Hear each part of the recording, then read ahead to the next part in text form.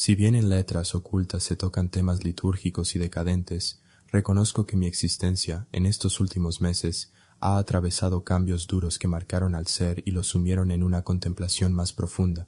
Este texto no está diseñado como una guía para sobrellevar el duelo. Es, más bien, la experiencia de alguien que atraviesa ese camino. Como se menciona en el Camino de las Lágrimas, el duelo es algo que se lleva a cuestas y que debe recorrerse de forma personal. Existen pequeñas guías para sobrevivirlo, sí, pero cada quien transita ese sendero de una forma distinta. Quien escribe no critica el texto ni sus intenciones desde el ego, sino desde la experiencia de un autor que ha transitado temas mortuorios y que, en carne propia, ha convivido con la decadencia del cuerpo, la enfermedad y el inevitable fin de la existencia del ser amado. Río de lágrimas. Los caminos del duelo, primera parte. Inicio de un camino de culpas. Lo primero que puedo decir es que, durante esos días previos, me sentía con la responsabilidad no solo moral, sino también nacida del afecto, de proteger a quien yo consideré mi padre. Quería sostenerlo en los momentos previos a su partida. Aquella noche fue agotadora de forma física, moral y espiritual. No fue sencillo, pero al igual que tantos otros que han cuidado a un familiar enfermo, sé lo difícil que es sentir que la vida se escapa de las manos. Ser cuidador, estar en vela durante horas y saber, aunque nadie lo diga, que el desenlace se aproxima, porque eso se percibe en el ambiente, una sensación difícil de describir y aún más difícil de recordar. ¿Por qué llamarlo el camino de las culpas? Porque la mente nos hace recordar actos, detalles, gestos, decisiones. Nos obliga a hundirnos en el si hubiera hecho, quizá, ¿por qué no?, tal vez. Cuando el pronóstico médico disimula pequeños atisbos de esperanza, siguen siendo eso, atisbos. En mi experiencia recuerdo el viaje a Cuautla y el coraje de que el médico no atendiera a mi padre. Recuerdo el camino de regreso de la unidad médica hacia la casa. Ese fin de semana fue una despedida previa, pues mi padre, incluso en su condición, aún se tomó el tiempo de guiarme por última vez. Yo, en consecuencia, cargué su dolor. Cuidé de él a pesar de estar deseando su descanso durante el regreso a Ciudad de México. Me cuestiono mi actuar en ese viaje, no por falta de cuidados, sino porque, como cuidador, aún me perfora la mente sentir que pude hacer más, que podría haber hecho más. Y aquí entra algo propio del autor. Durante esos días me encerré más en saberes arcanos, no para llevar a cabo ritos, sino buscando una salida, una explicación, un consuelo, porque en los momentos difíciles nos entregamos a algo para poder seguir adelante.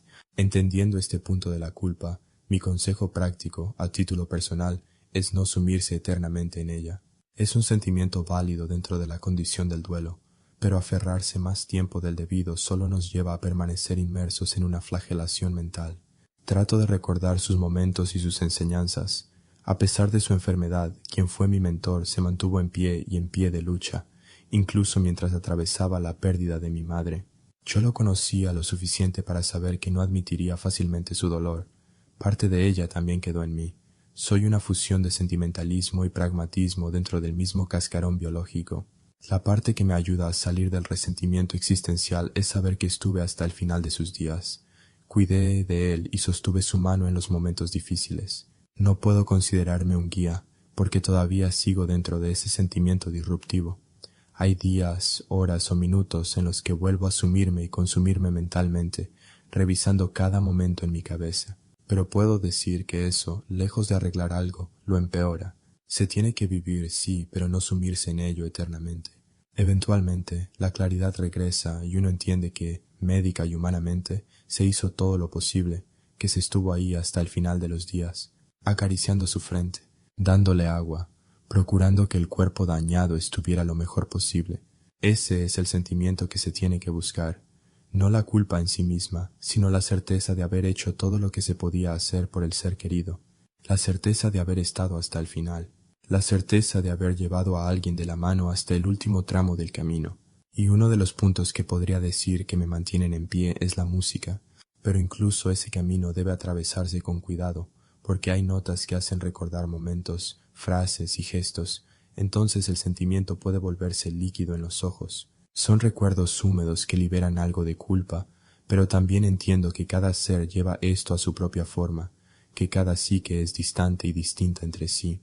No todos atravesamos el duelo del mismo modo, ni tenemos por qué recorrerlo por un solo camino. No existen atajos, no se pueden saltar pasos, el camino dista mucho de ser recto. Uno puede volver a un punto que creía superado, puede mirar de nuevo una herida que pensaba cerrada y descubrir que todavía respira. Ese es el camino de las lágrimas, los últimos rezos que nos hacen recordar todo lo vivido en instantes, verlo todo en ráfagas, las culpas viejas, los abrazos, el cariño. Y por eso, a ti, hermano, que lees o escuchas esto, te digo, no te sumerjas eternamente en los sentimientos, frente en alto y sigue adelante.